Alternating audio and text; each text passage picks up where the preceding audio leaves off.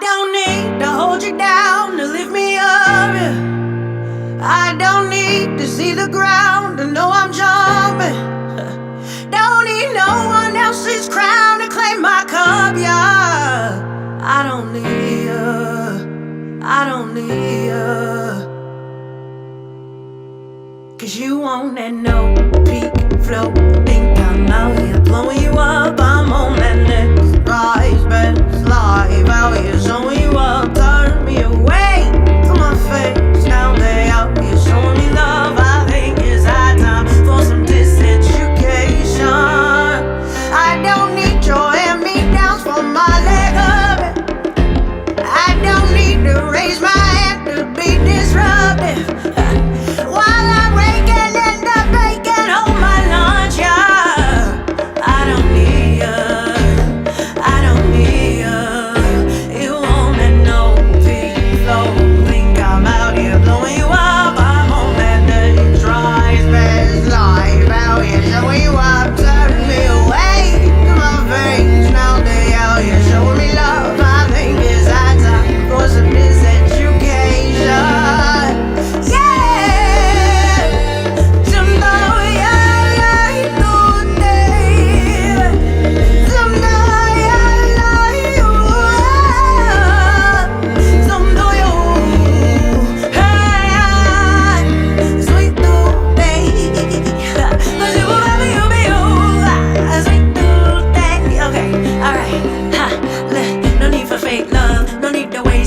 It's in your face, love, I see what you're made of. And when they switch up, I start acting different on them. I throw my wrist up, I just let it glisten on them. No need for tripping on them, I just respect the game. While others come and go, we building a solid name. Ay, it's harder to move smarter when it's less to gain. Gotta make your own rules, go against the grain. Pressure and pain remains, it's settled in. With nothing to lose, I can only accept a win. Don't need nobody stepping in, trying to recommend. You know my road better than me, better phone a friend. Either follow my lead or set a trend. Once you go down this road, it never ends. The devil knocking at my door, I better let them in. But warn them that I'm more deadly than the 7 sins.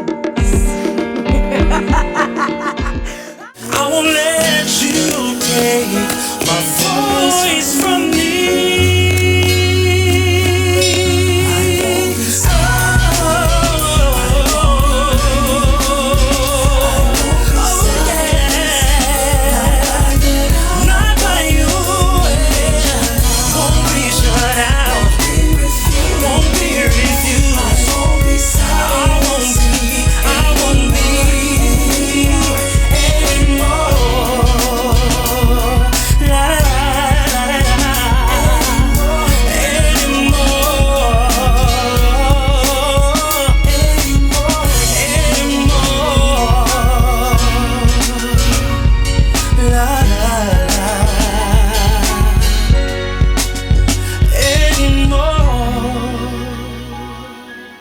So hey everyone, Lachi here. I am she, her. I'm a Black woman with cornrows, and that is Lachi like Versace.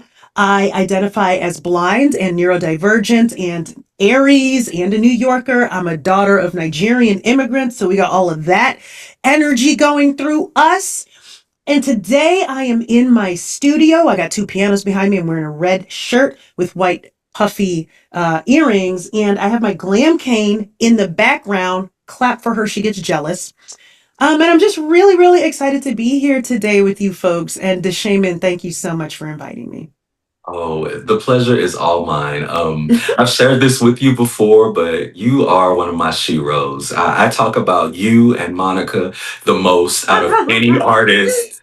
Oh my God. Just because you guys are so similar in a lot of different ways. Not sound, not music, right?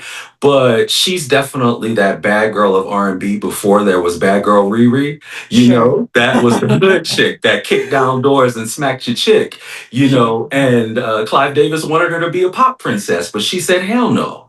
You know, so it's just, you do that for me. You do that, okay, y'all want me to be this way, but I'm going to go ahead and be Lachi. And that's what I love about you too. So thank you so much for doing my show. And welcome to the Deshaymond Show.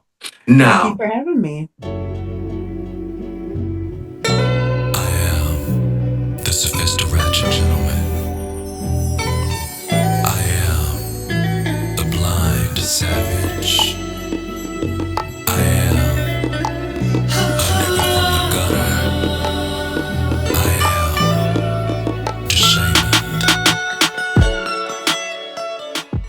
I am energy. I am purpose. I am impact. I am liberation. I am visionary. I am joy. I am an invitation to be yourself. I am pride. I am community. I am love. And I am music, culture, and destiny, uplifting what our ancestors have always wanted us to uplift, kind of combined together in this bundle of smiles, laughter, fashion, and fun. I think that's what I am. Well, all of those things. You got me here tearing up because you really are all of those things. And you're all of those things to me. And I'm just so grateful for you. This week, for what I'm reading, I want to highlight a book that doesn't whisper its truth. It speaks it boldly. I Identify as Blind by Lachi isn't just a book, it's a statement. In these pages, Lachi reminds us to rethink what disability really means.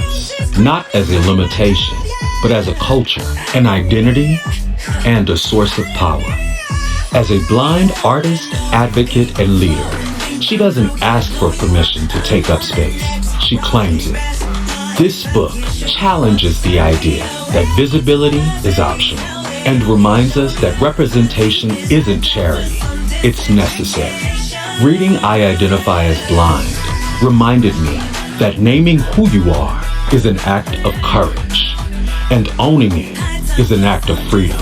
This is why I choose books by marginalized creators, because their stories don't just inform us, they transform us. And this one stays with me. Read I Identify as Blind, written by Lachi, today.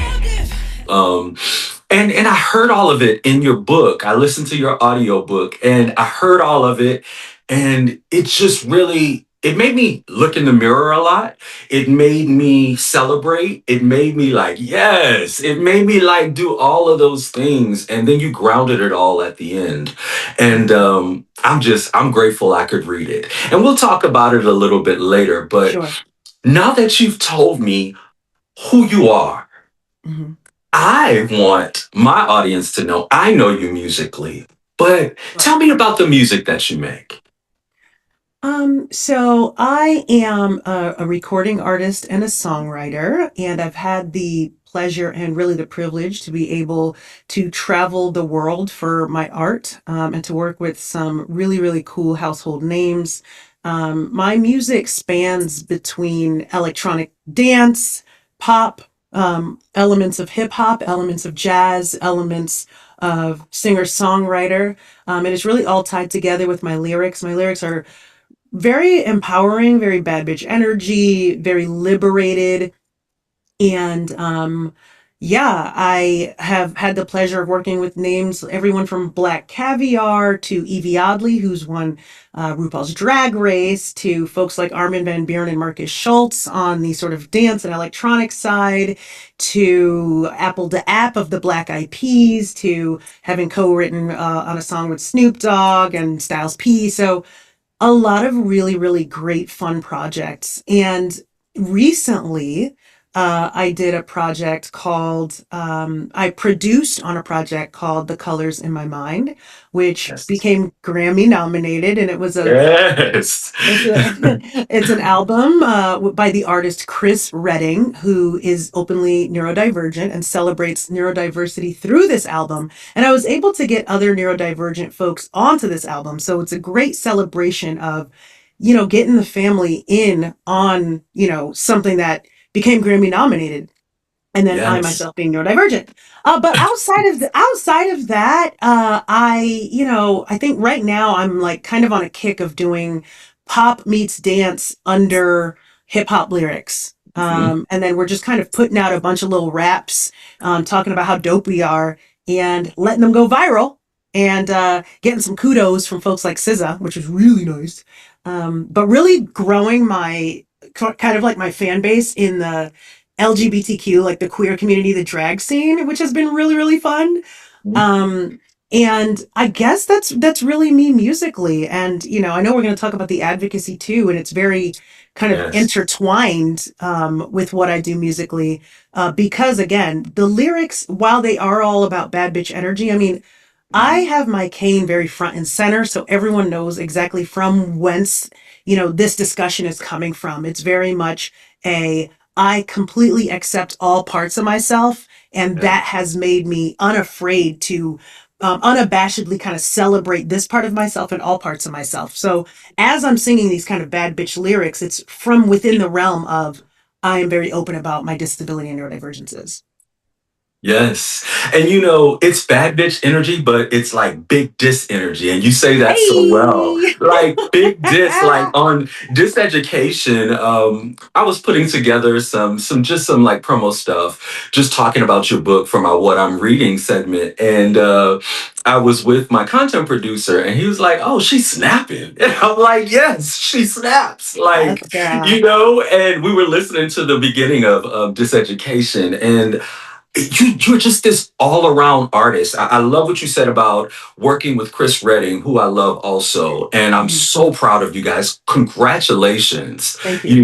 on that project. And congratulations on your Grammy nod, because we know, especially in the industry, in the Recording Academy, those do not come easy. And, other artists are the harshest critics sometimes, Sure, but sure. you guys deserve it. And it's so Yeah. well deserved. Thank Um, you. so you do this thing where you blend your advocacy so well with your artistry, and it's like one does not happen without the other. Why Yes. is that important to you, and how do you do it so well? Girl, you like, what's the secret sauce? Yes, yes, we want to know. The people want to know. I got you. All right, you ready? So, um, as your listeners may or may not know, I am also the founder and CEO of an organization called Ramped, which recording artists and music professionals with disabilities. And one of the coolest things we've done is that acronym. Yes, real um, shit. but for real though, of which you are a very active member. You are currently the treasurer, doing a Yes. great job of the Thank member you. network of the global network. Um, and one of the things that I like to let people know is that one of the reasons Ramped came about was really literally because I had recognized that I was masking, right? Um, Throughout the industry, I was downplaying my vision loss, trying to act like I could see when I really kind of couldn't, as I was blind. I was downplaying all of my different neurodivergences and some of my mental health conditions just so that I could fit in or look competitive. And However, as I got into bigger and better rooms, right? And as I started getting invited to these bigger and better sort of galas and things of that nature, I started realizing I needed to accommodate myself and I needed to just disclose so that I can tell these folks what I need so I can do my best, so that I can get, they can get the best performance out of my show or they can get the best performance out of my studio recording. And that led me to have this epiphany of like, oh, wait, if I'm running around masking, there's no way I'm the only one, How many right? others are? Yeah, How yeah, many exactly. others are? And that was essentially what Present company included. exactly right. And so I remember Googling like disability and music and nothing coming up, right? Very little coming up, perhaps some sort of charity model things, right? And I was like, nah, I'm obviously nobody's charity case. I'm no pity case. Where are the dope ass folks like me? Right. And that was essentially the thing behind Ramped. And so when I started Ramped in 2021, we ended up launching in 2022. I ended up taking a few years off of music so that I could build this organization who, now we do consulting and training with some of the largest, with the Grammys, with Netflix, with, Spotify and all that. But when we started, we were smaller and the network wasn't quite the global network it is today. So I really had to kind of step outside of music to do that. And it's so funny because now a couple years, I went back into music and the industry is just so much more accessible for me, right? It's so much more inclusive for me because of the work that we were doing at Ramped. And it's just so beautifully full circle of like, now when I Google disability in music, Ramped comes up. You know what I mean? Exactly. And It's so dope. It's so dope. well, we put that there and it's like, you ask about why music and advocacy are so intertwined, especially as it pertains to my disability. And I mean, that's really why. Music has been the thing that has made me more confident in my life, right? It's because of music I made friends. It's because of music I came to New York. It's because of music I was able to start making some money, right? And Really. it's music, music, music. And eventually it became because of music, right? That I found the liberation to come out about my disability, disclose my disability so I could give music more of myself, right? And that I just have so much homage to music because it allowed me to be in a place where I could take that mask off and liberate myself from the prison that is being afraid of internalized ableism, right? Girl. And so, those two things are now hand in hand. I pay homage to the ability to have taken off my mask and to be my full self, including my disability. And I was able to do that because of music. So they're so intertwined. The ability for me to celebrate myself is loving my disability and loving creating music. So they're so hand in hand. And you said that so eloquently, but you kind of missed a little bit of what Ramp does as well. So I'll go ahead and Go for it. I'll fill in the blanks just because I know what Ramp has opened up for me. And one of the great things about Ramp is you kind of, how can I say it as eloquently as you do, but you provide a gateway into the industry for artists that are just trying to do their shit.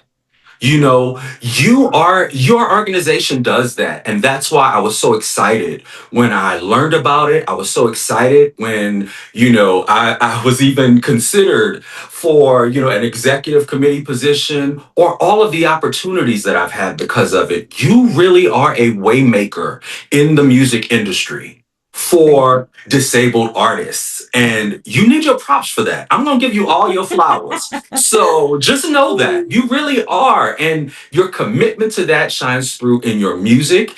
And it was definitely evident in your book. I Identify as Blind. Let's talk about that.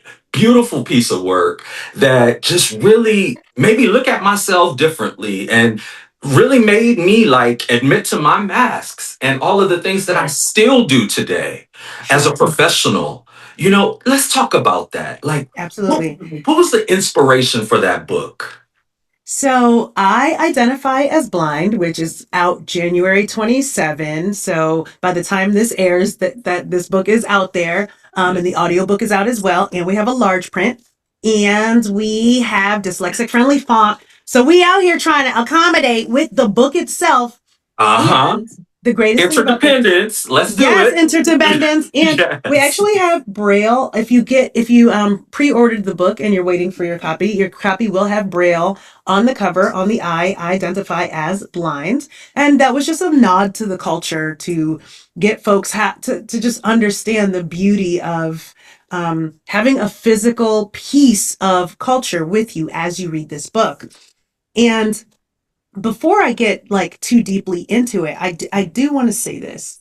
Um, the discussion of ramped, right, and the discussion of taking the masks off, I think one thing I want to clarify as well, or just kind of toss in there, is that ramped isn't just for artists, right? It's for music professionals. It's for like folks on the business side, executives, folks who work at the desk, folks who it's very difficult. It might be a little easier for artists to unmask, but it might be a little more difficult for folks who work in an office and who work sort of in the sort of, crabs in a buckety side of things, to be Yes. able to unmask and still pursue financial stability and career authority, right?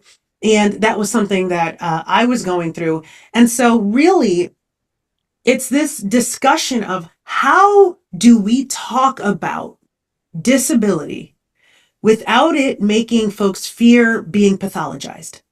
Right. This is why professionals don't want to talk about it. They want to keep it sort of secret because they may come off seen as non-competitive, or people might think, oh, well, I feel so sorry for them, or maybe they're just going to be full of grievance or anything, right? So you want to just not be pathologized. But it's only because we just don't know how to talk about it without it coming off charity model, without it coming off medical model, without it coming off pedantic or sad or whatever. And that is why I wrote this book. I Identify as Blind. A celebration, a brazen celebration of disability, culture, identity, and most significantly, power. Because at the end of the day, what we do when we go through this book is I talk about with humor, with some jokes, with some just real talk, sort of like non-pedantic. Let's just have a good time talking It about was this. all you. Your audiobook was all you. And it's like you were literally sitting in my room, in my office, and we were just having a conversation, but you Yeah. were doing your thing. I loved it so much. And you guys, I get to hear this like all the time, but to experience you is to experience disability joy at its finest. And, it's a pleasure. Every day I get to experience you. But I want to talk about disability joy as well. Yes. Yeah. Because in your book, you talk about it and you're like, it's almost like people feel like because you're disabled or because you're blind or deaf or what have you, Mhm. you don't have a full life. Like you Right. don't experience joy. It's always this Mhm. like, oh, bless your heart. I'm Southern. So, Mhm. oh, bless your heart. Oh, well, I'll pray for you type vibe. And we really ain't that. We turn the hell Mhm. up. We Mhm. drink, we party, we have Mhm. all of that. And the way you just kind of painted the picture of disability joy in this book it was so dope to me. So explain why you did that, why you chose to show that. So, I mean, this book has a lot of my stories to kind of showcase some of the things I'm talking about. But I also interview a bunch of, celebrities and public figures and just other badasses out here doing their thing with some big dis energy, as you said. Period. But one of the things I wanted to showcase is that I remember I was talking to somebody and I came in, I had my glam cane, which we'll talk about that too. Oh, I yes, we had my will. I had my sparkly glam canes. I had my 7-inch heels on because Lachi likes to tower. And we were drinking and I was telling some kind of jokes or whatever, and they were like, "Wow, you're blind and you're just such a badass and you're doing all these cool things. Man, you're so exceptional." And I was like, "Okay, stop right there. I am not an exception. I am actually the rule. And the Yes. only reason you notice me is because I unmasked and liberated it, right? Most folks with disabilities out here, neurodivergences, chronic conditions, mental health conditions, they are super duper talented and they're just masking. In fact, it's this person right here, it's that person right there, and it's you. That's the point of the book. It is that guy, it's that guy, and it is you. And this is why I have such an emphasis on disability joy. Because people think that if I come out about disability or if I lean into it or if I do anything but hide it, I will experience either suffering, pain, or whatever the heck Hollywood describes disability as, Oh, right? But the truth of the matter is that you will be more liberated. And the the only thing you should be trying to strive for in life is liberation. We're all hiding behind some kind of closet, some kind of mask. And if we all have masks on, who are we masking for? Just other people with masks. period. Yes, it's real shit. You know It's what I'm real saying? shit. Yeah. So somebody has said to me, because I talk about it in the book, I talk about the day I woke up blind and Yes. how I just was like, all right, guess we blind now. Let me. Who does that?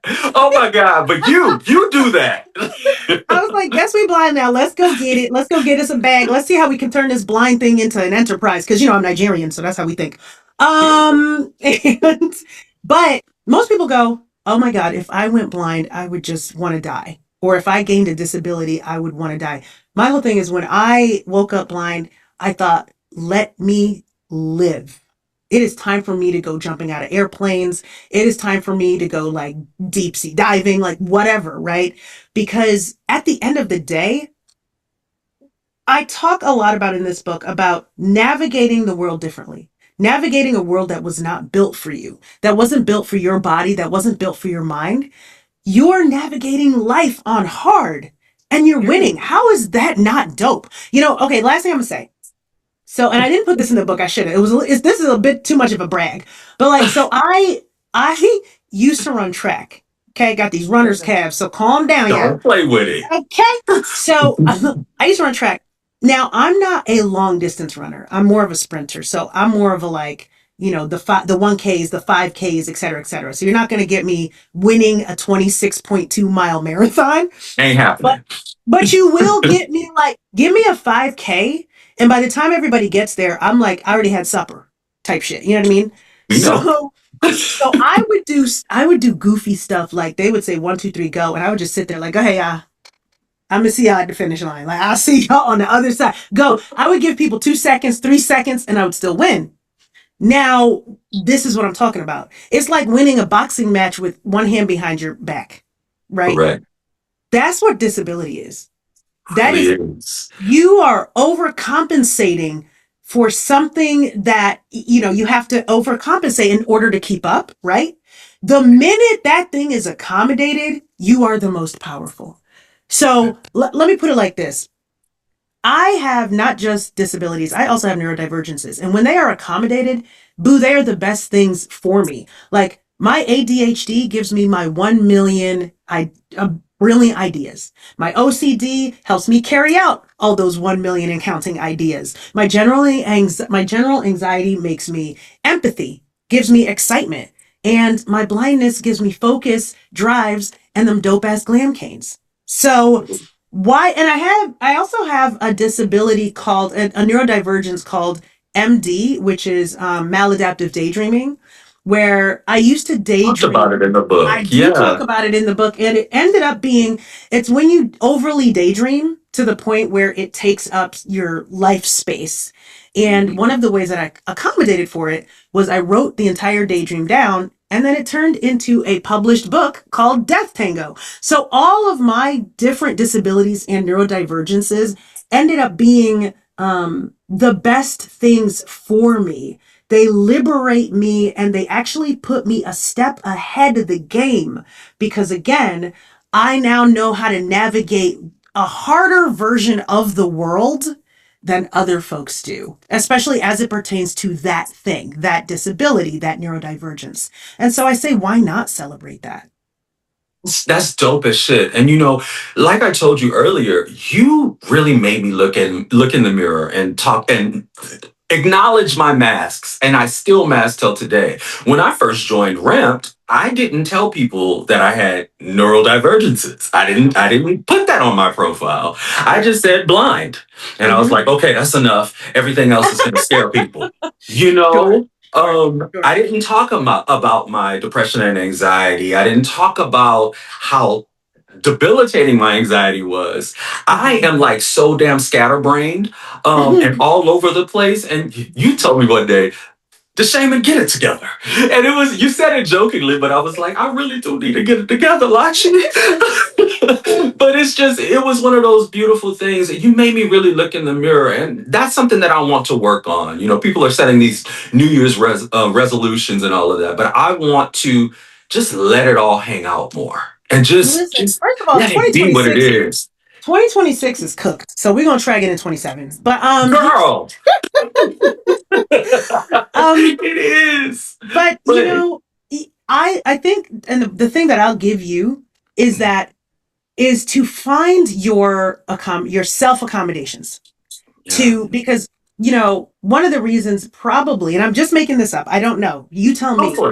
But one of the reasons I think that it's probably easier for you to just talk about your blindness, A, because it's probably a little more apparent, but B, because you have certain accommodations. Because it's more apparent, it's easier for you to like get the accommodations for it, right? Yeah. So like for me, I'm walking around with the cane, so it's easier for me to be like, hello, I'm blind, right? Yes, me too. Yeah, you hit the nail on the head. Exactly. But then to accommodate or to even speak openly about your non apparent disabilities or neurodivergences, whether it's, again, anxiety, depression, bipolar, or like, ADHD or dyslexia or OCD or whatever, you figure like, oh, I'll be all right. Let me just, right? Dot, dot, dot. And then it bites you in the butt. So I always encourage people, well, what are your accommodations? Like for me, I am heavy with calendaring and notes app. If it's not in the calendar, it's not happening. If it's not in my notes app, it's not going to the calendar, right? Mm. And that's a huge way that I have worked on my ADHD. I also, so as kind of like a heavily touring artist, and I have a couple eyeballs on me, I do have to be very selective of my team, because my team is not just booking gigs and helping me with management. They are literally helping manage my ADHD. We all understand that that I have neurodivergences that I have to work through, and that everybody on my staff at Team Lachi, as well as Ramped, are folks with disabilities. And so we make sure that we are accommodating each other's different neurodivergences. And just being front and center and open about it, I have to be honest, is probably one of the biggest accommodations. Now, it's the most difficult hurdle, but it's probably one of the biggest accommodations that I have done for myself. So let's say, for instance, if I'm going to a new like studio, they want me there. I'm just open. I'm like, hey, first of all, I am legally blind. So we just want to make sure somebody can come down and say hello, or please this, or please that. And then when I am there, I do let people know. And I don't do this in a jocular way. I don't say, I'm so ADHD or I'm so OCD. These are not adjectives, right? These are clinical situations. So I say, Real.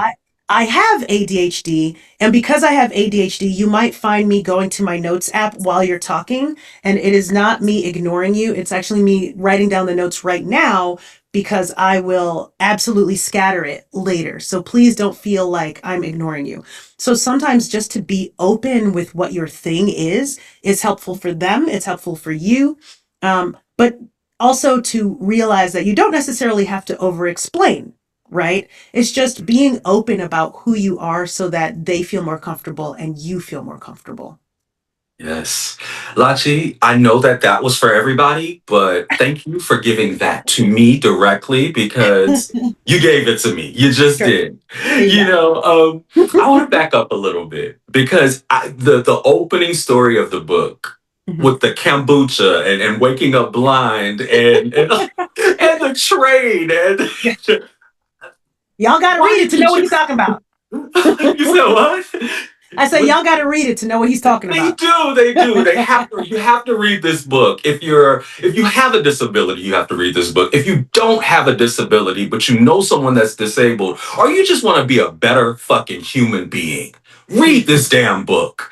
But why did you choose to tell that story the way that you told it? And you told it in full form. It was all you. And I could just visualize you with kombucha all over the place and just being like, yup, I'm here. You know? Yeah. I wanted to start with that story because it just rips the band-aid off of like, so many people are like, why would you say you identify as blind? Like, wouldn't you, downplay it as much as possible? Or like, how can you be proud to be blind or whatever, right? So I wanted to kind of rip the band-aid off of, I woke up blind and like, here we go. Let's have a great time. And because it's a fun story. It's very bouncy. It's very driven.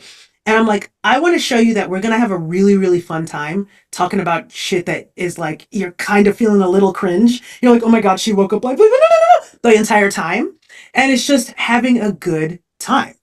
That's what the whole book is. I want to talk about really difficult things with humor, with honesty, and with heart, because I feel that the reason we all mask is because we don't know how to talk about things that are hard with humor and heart.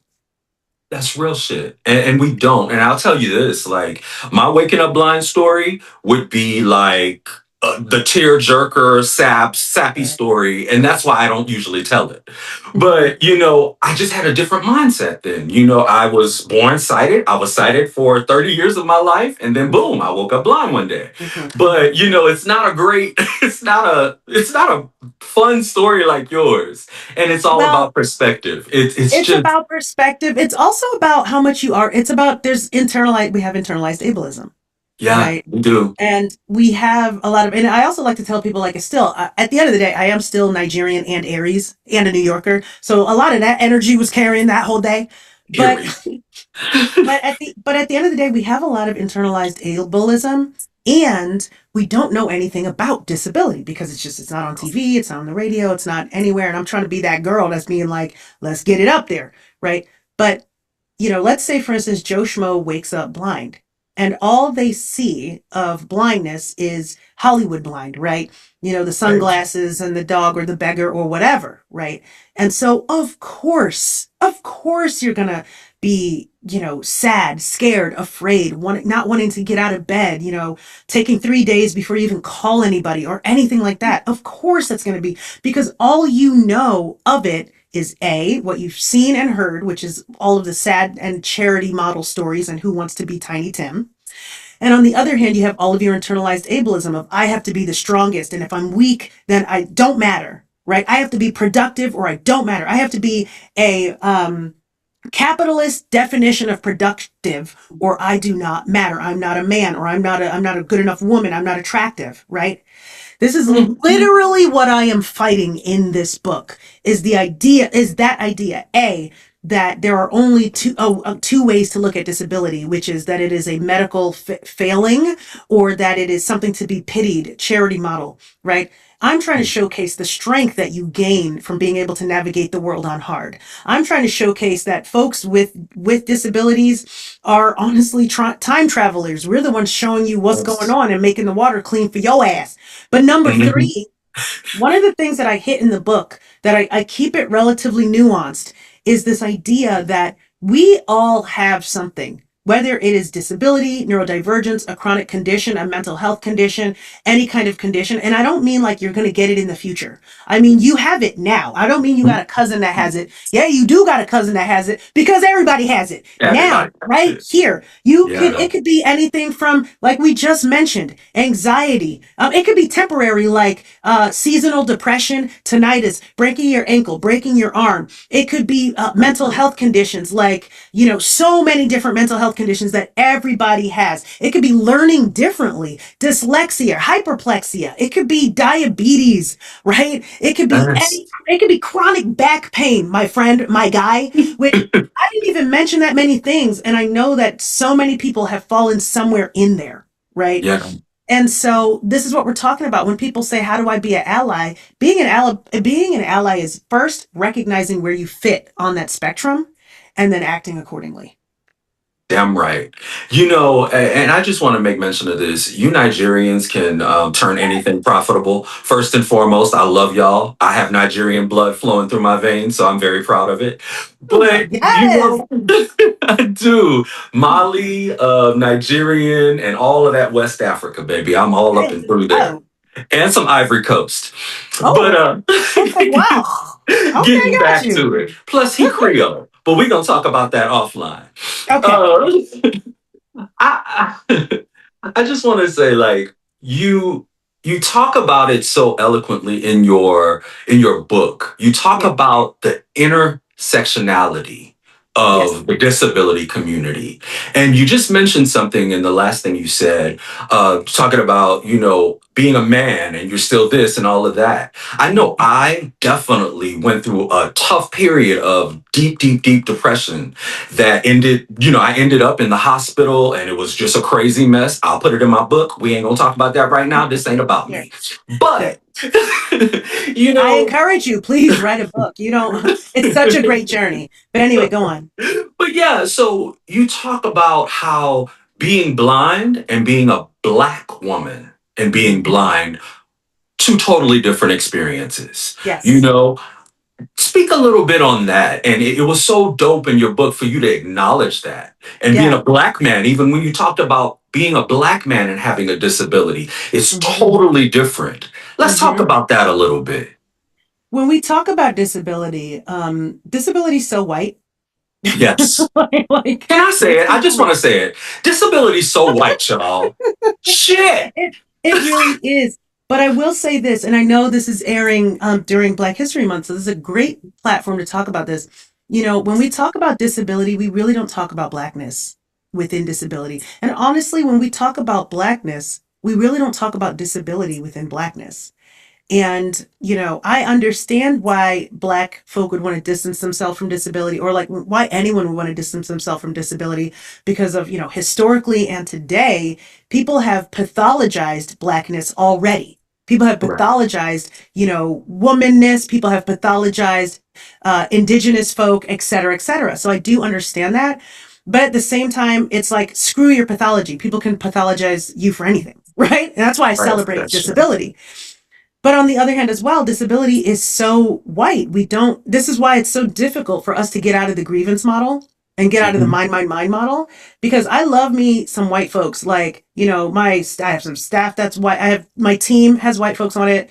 But Yeah. listen, let me tell you, y'all need to stop mining. Okay. Because Yeah. that's your culture. Like, oh It my God. is. It's like, oh my God, I love that. That's now mine. And I'm going to take all the credit and all the money for it. Let's Oh, not okay. talk Thank you. about appropriation. I'm just, you know Okay. what? That's gonna make me like knock this whole camera down and go, because you know I'm an Aries too. And Hey, hey, wait, I let's gotta ask you go. a question. Are you a What? March Aries or an April Aries? I'm a March Aries. Ooh, I'm what a day? March Aries. What day? March 21, first day of Ooh, spring. And ooh. no, and some people are going to tell you that the first day of spring is March 20.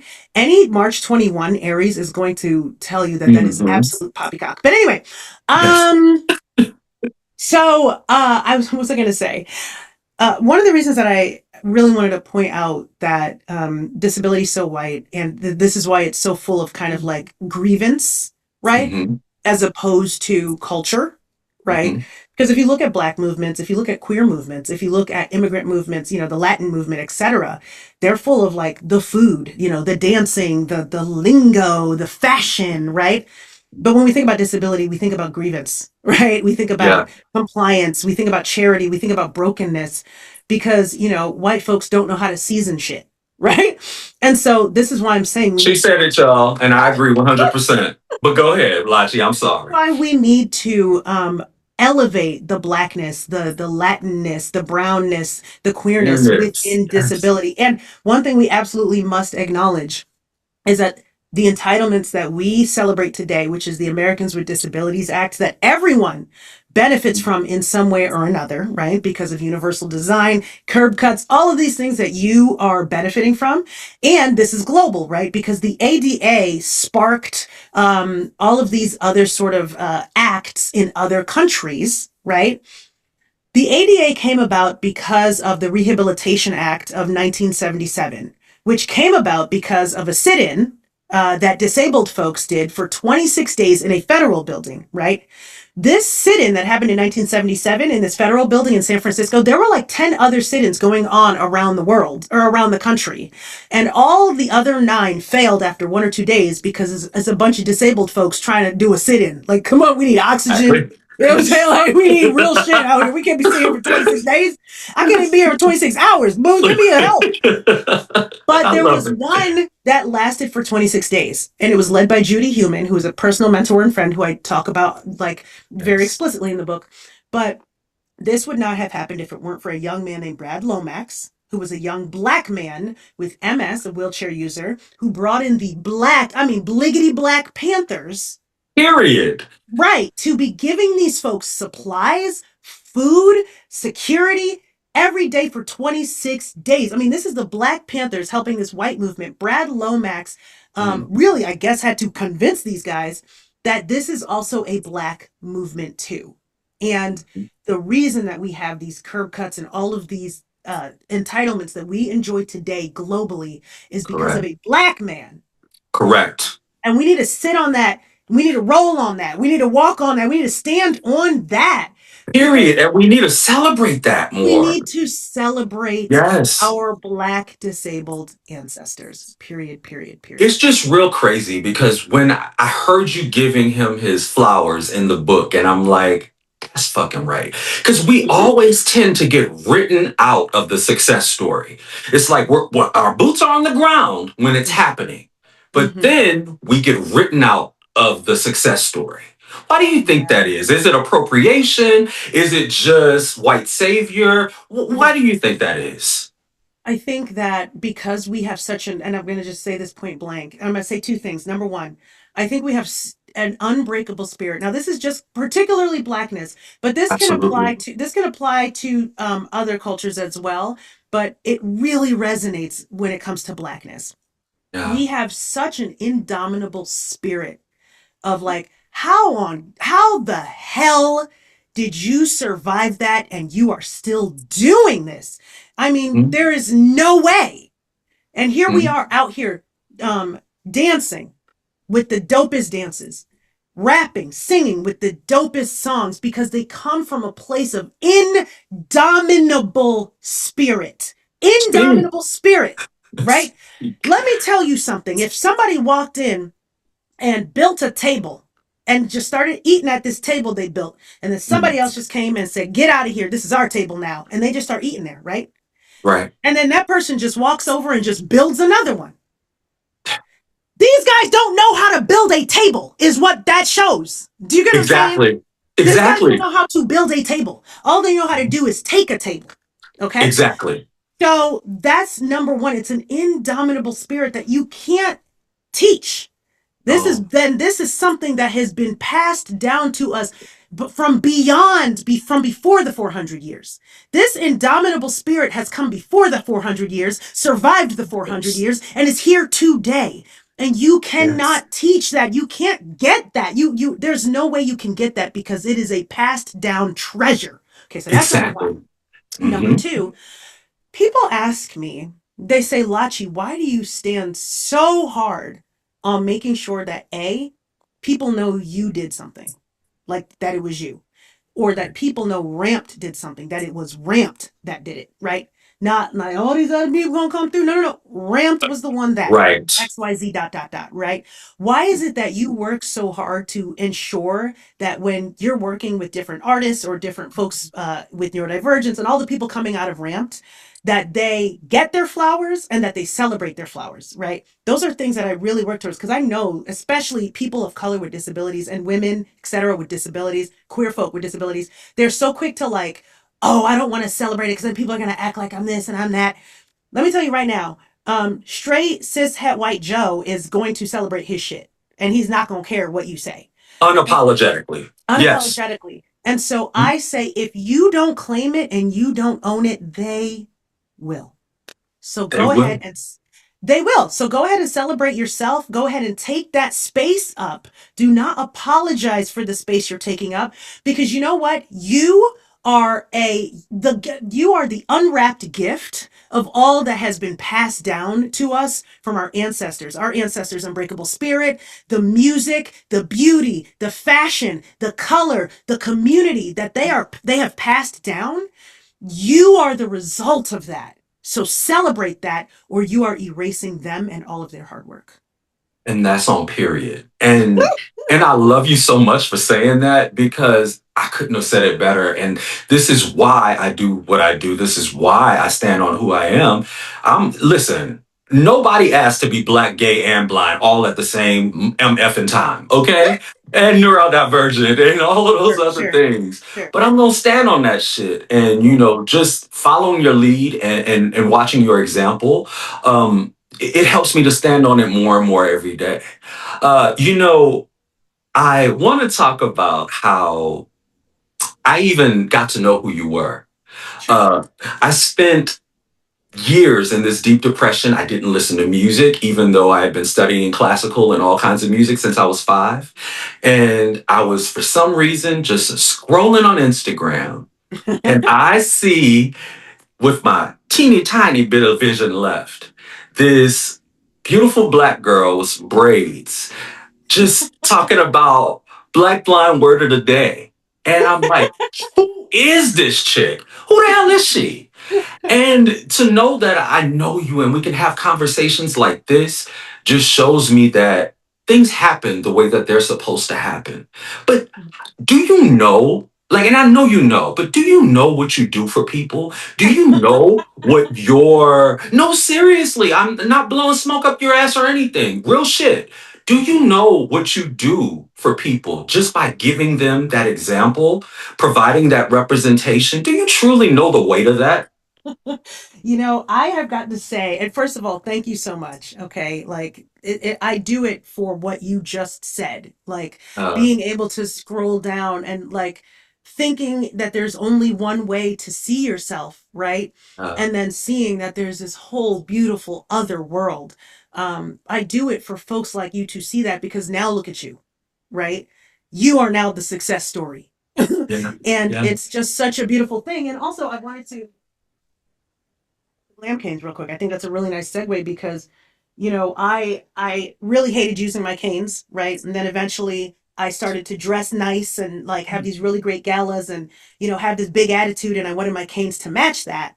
So I Right. started bedazzling them and people started seeing it and going like, I want one. And then eventually I started to sell them and we have glamcanes.com or yeah, glamcanes.com. Yeah, And yeah.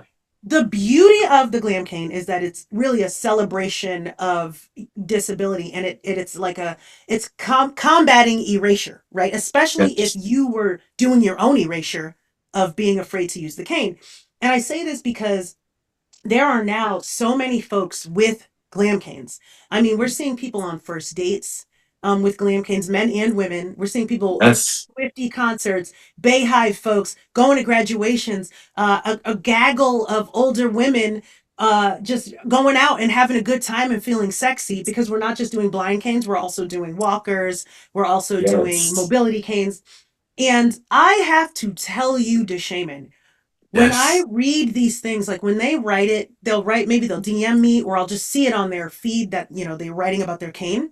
And they'll Mhm. say things like, I never wanted to be seen with my cane. Like I wanted to hide and just do as much as I can to have the cane in the background. Now they're like, I want people to see my cane. I Yes. want people to see how, like, why am I hiding so much? And it's Mhm. a conversation starter. So usually people see the cane and they want to avoid me. Now they see the cane and it starts the convo, It right? does. Especially my totals out there. Because, by the way, everybody should know that blindness is a whole ass spectrum and only less than 15% are totally blind. So most blind people can see. But Hmm. anyway, Yeah, I'm a total. So, you're total. yes. Some totals will come up to me and they're like, I would go to a party and it would be very difficult. Like no one would come up and talk to me, right? Yeah. And then I can't find them. But then I have this cane and it helps people come Yes. over to me and say like, okay, that's a dope ass cane with that dope ass suit or that dope fit. So what's that about? And it starts the conversation and then that conversation leads into networking or friendship or whatever, that they couldn't have without that conversation starter piece.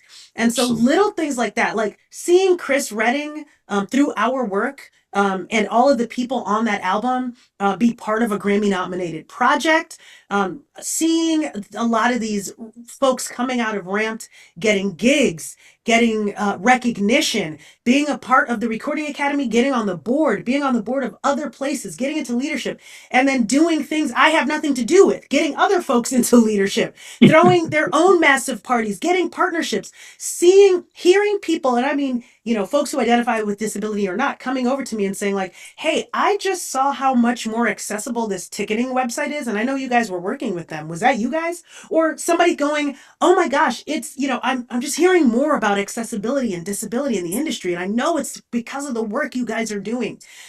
These are the reasons I get out of bed.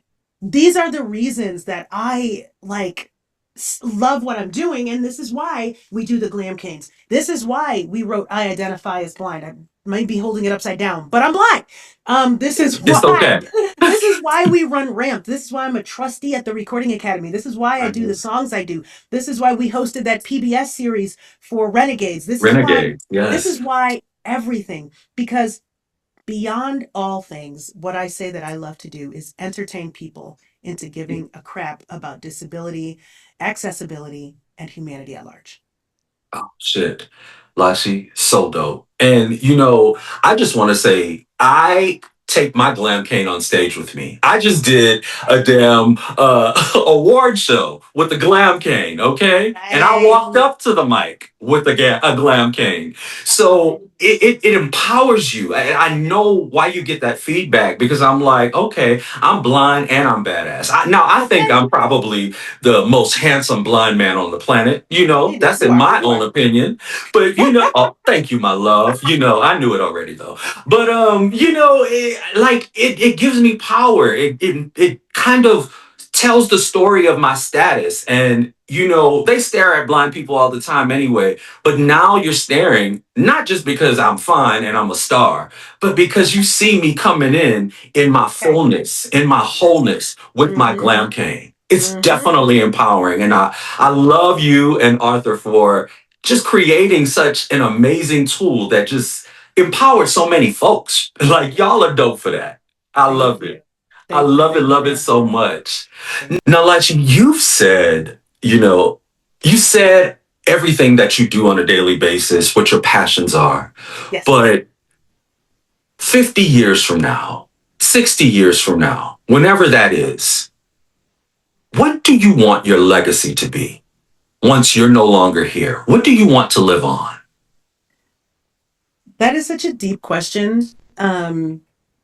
And I think that really what it is I want people to have been liberated.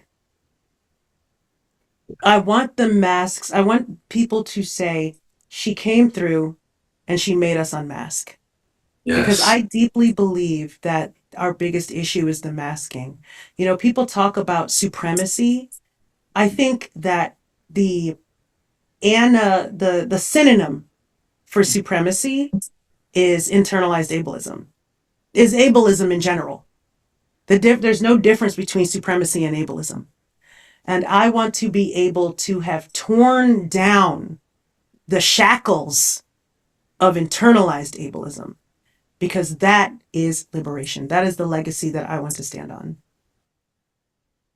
That's so beautiful, and that's so you. I could have just I literally probably could have answered that for you because that's I knew you were gonna say that. I mean, come on. Ladies and gentlemen, award-winning singer, songwriter, artist, novelist, activist, advocate, entrepreneur, everything and more. Recording Academy trustee, Miss Lachi. Thank you so much for being here and doing this with me today. I just want everybody to know where they can find you and where they can soak up this energy and how they can stay connected. Well, of course, you can find me at Lachi Music, which is LACHIMUSIC. So lachimusic.com, or that's my handle as well on Instagram, TikTok, YouTube, all of the thingies. If you yourself are a music professional or a music creator or an industry side music person, come see us at ramped.org, rampd.org. If you're a business or an organization that wants to get it right and you're in the entertainment industry, also come to ramped.org. We do training, we do consultation, we do walkthroughs. And if you are interested in our glam canes, whether you're a blind cane user or a mobility cane user, find us at glamcanes.com. That's GLAMCANES.com. But again, come find all things me at lachimusic.com. Right now, we're currently on tour. So that's where you can find some of the tour dates. And we will constantly be touring. So go to that website. You can also go in there to request that we come to your city. I would love to come meet all you folks. Thank you so much. So dope, Lachi. I want to say thank you again. And I want to say thank you for gifting me with a glam cane, one of the best gifts I ever got. And thank you for sitting here and chatting with me today. And thank you for being on the first season of the Deshaymond Show. It really makes my heart smile to know that you took time out of your busy schedule to be here. Thank you so much for having me, and thank you so much for doing this. I won't let you take my voice from me.